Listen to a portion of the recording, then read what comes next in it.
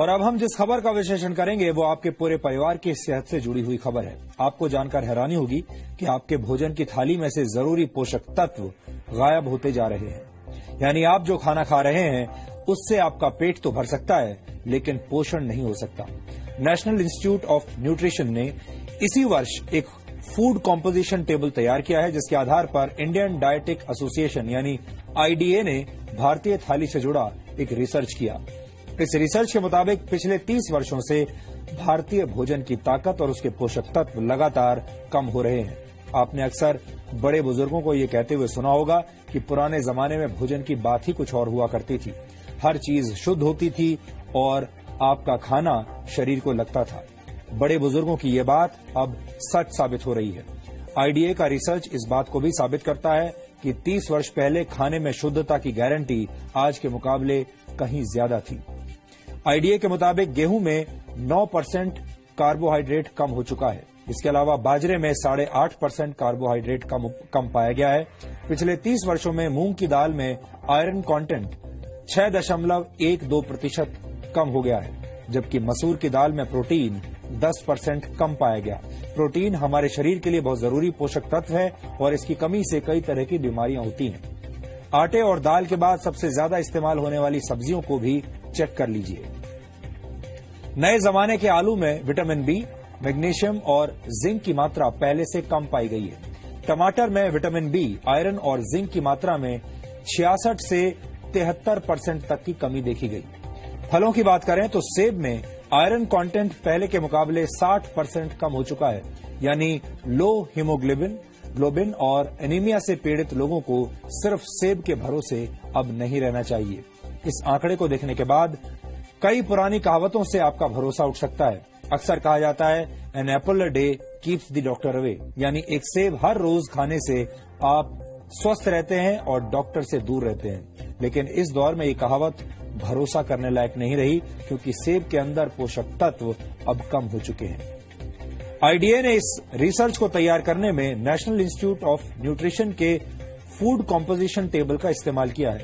NIN ने 528 तरह के खाद्य पदार्थों में मौजूद 151 पोषक तत्वों की जांच की है। इस इंस्टीट्यूट ने 30 साल पहले भी एक फूड कॉम्पोजिशन टेबल तैयार किया था और उस समय के खाद्य पदार्थों में न्यूट्रिशनल वैल्यू आज की तुलना में काफी ज्यादा थी।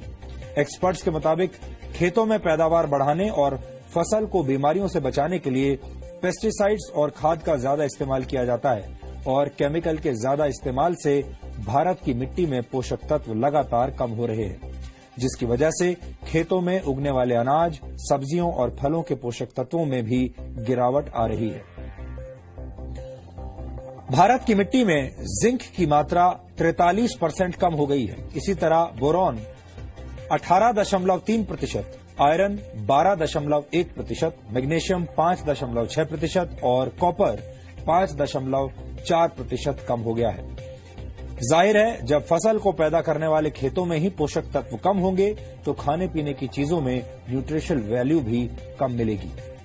इस रिसर्च के मुताबिक ऐसे अनाज, फल और सब्जियां खाने की वजह से आपकी सेहत पर अब फर्क पड़ रहा है, असर पड़ रहा है।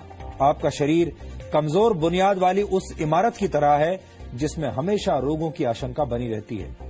भारत एक उभरती हुई आर्थिक शक्ति है। भारत दुनिया का सबसे युवा देश है। एनएसएसओ के मुताबिक भारत की कुल जनसंख्या में 47 करोड़ से भी ज्यादा लोग कामकाजी हैं, लेकिन भारत धीरे धीरे बीमार और थके हुए लोगों का देश बनता जा रहा है। दिसंबर 2015 में आई द लैंसेट की एक रिपोर्ट के मुताबिक सेहत के मामले में 5 ब्रिक्स देशों में भारत सबसे नीचे है। ब्रिक्स देशों में भारत के अलावा ब्राजील, रशिया, चीन और साउथ अफ्रीका शामिल है। 2013 में पूरी दुनिया में बीमार लोगों की कुल संख्या में से 20% भारतीय थे। भारत में इस वक्त 7 करोड़ लोग डायबिटीज के शिकार हैं और डायबिटीज के मरीजों की संख्या के मामले में भारत चीन के बाद दूसरे नंबर पर है। वर्ल्ड कांग्रेस ऑफ कार्डियोलॉजी के मुताबिक सन 2020 तक भारत में होने वाली 40% मौतें दिल से संबंधित बीमारियों की वजह से होंगी। भारत में हर 10 में से एक व्यक्ति किडनी की बीमारी से पीड़ित है और ज्यादातर लोगों को इसका पता तब चलता है जब उनकी किडनी 60% तक बेकार हो चुकी होती है। ये सारी बातें सुनकर आप चिंतित जरूर हो रहे होंगे।